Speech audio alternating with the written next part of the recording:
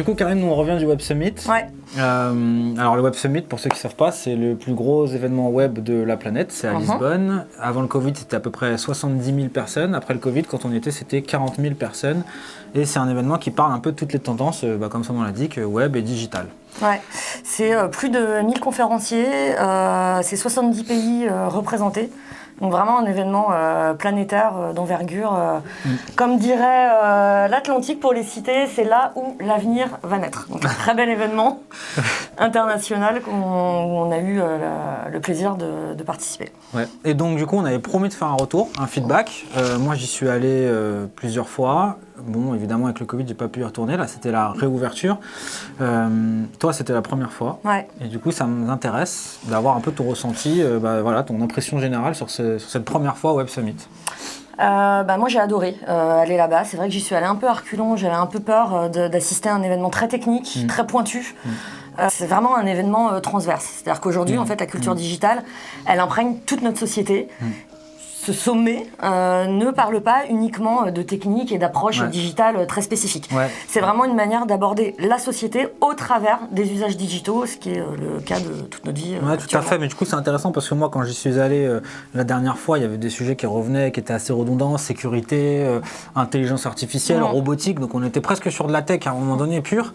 Et puis là, cette année, en fait, on a des sujets vraiment de société qui sont arrivés.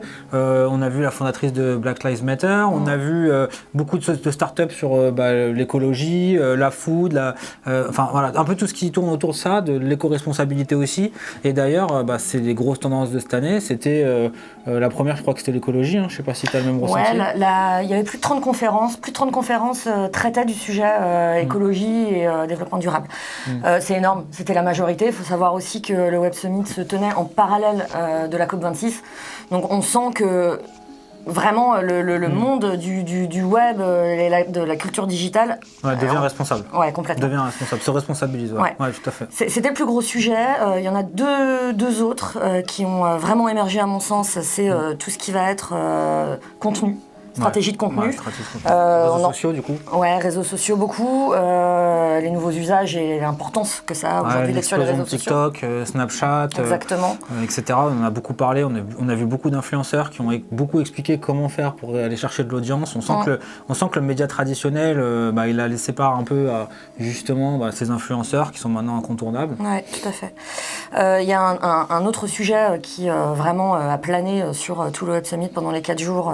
C'est l'innovation, mais au sens large. On dirait qu'aujourd'hui, peut-être que toi, quand tu y étais il y a 3 ans, c'était très spécifique, vraiment sur de l'AI et ce genre de choses. Là, on a vu vraiment une explosion du SaaS, de la crypto, du métaverse qui vraiment planait sur tout le Web Summit pendant ces 4 jours.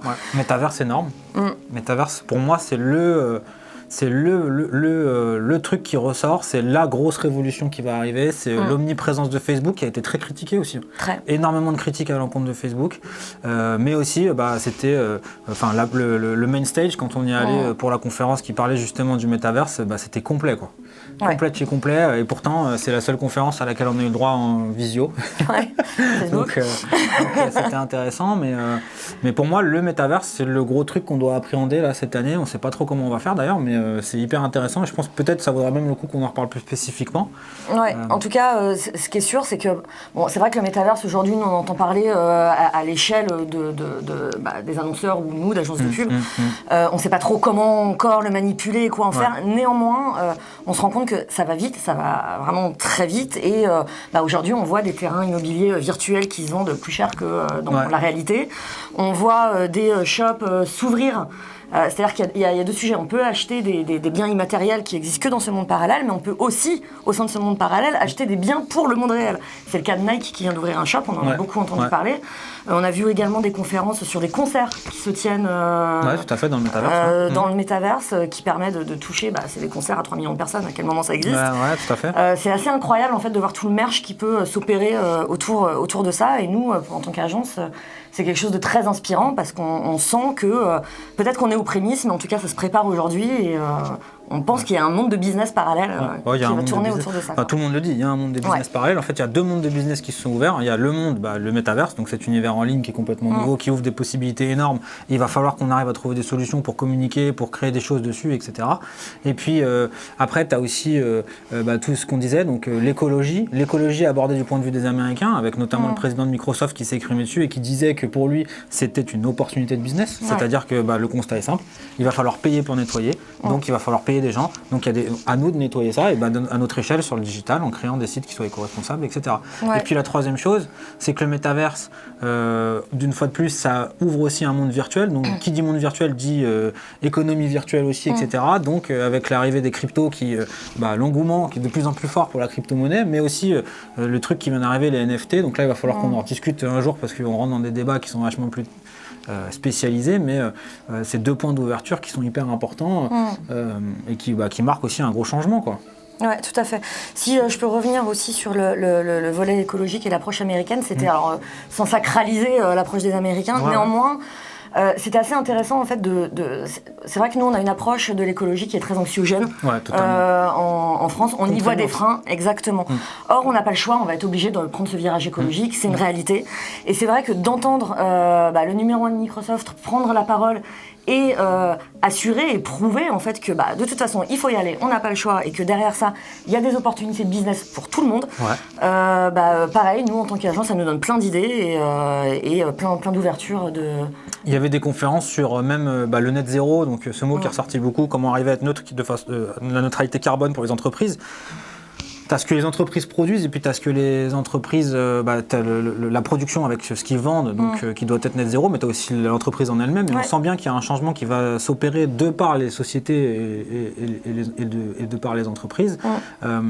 Et c'est intéressant parce qu'on avait des conférences sur le télétravail qui expliquaient comment le télétravail avait eu un impact direct sur justement cette neutralité carbone.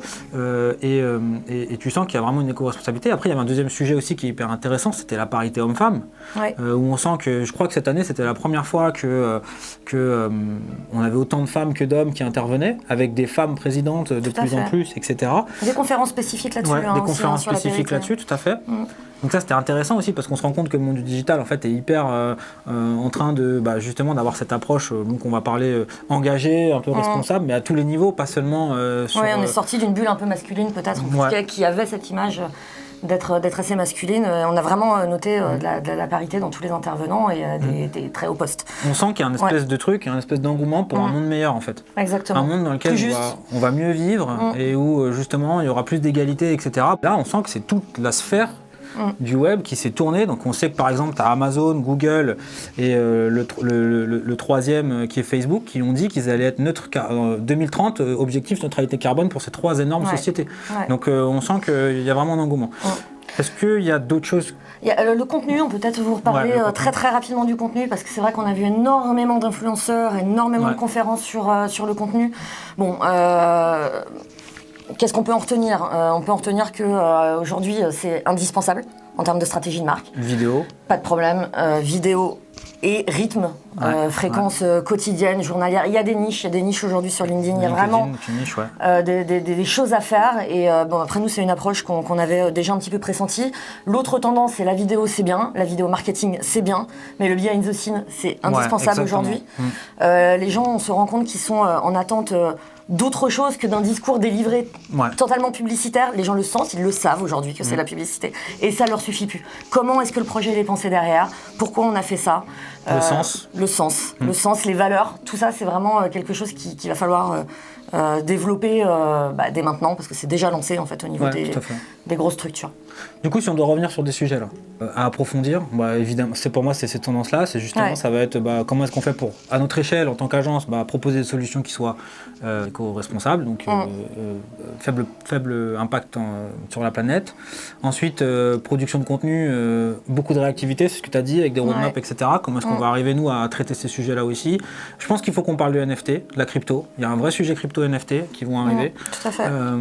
Et puis peut-être, pourquoi pas, refaire aussi un petit zoom sur un peu toutes ces tendances, toutes ces boîtes qui se sont montées autour de, je pense notamment à Impossible Food. Moi, c'est une start-up que j'ai adorée, qui reproduit de la viande à base de structure végane. Voilà, de structure végane, et qui en fait a réussi comme ça à maîtriser plein de choses dans l'environnement et qui sont hyper intéressantes. Et puis voilà. En tout cas, nous, si on doit conclure cette petite vidéo, ça a été pour nous très très inspirant. On a plein d'idées, on sera ravis de les exposer et de vous proposer des choses. Mais en tout cas, on conseille à tout le monde, allez au Web Summit.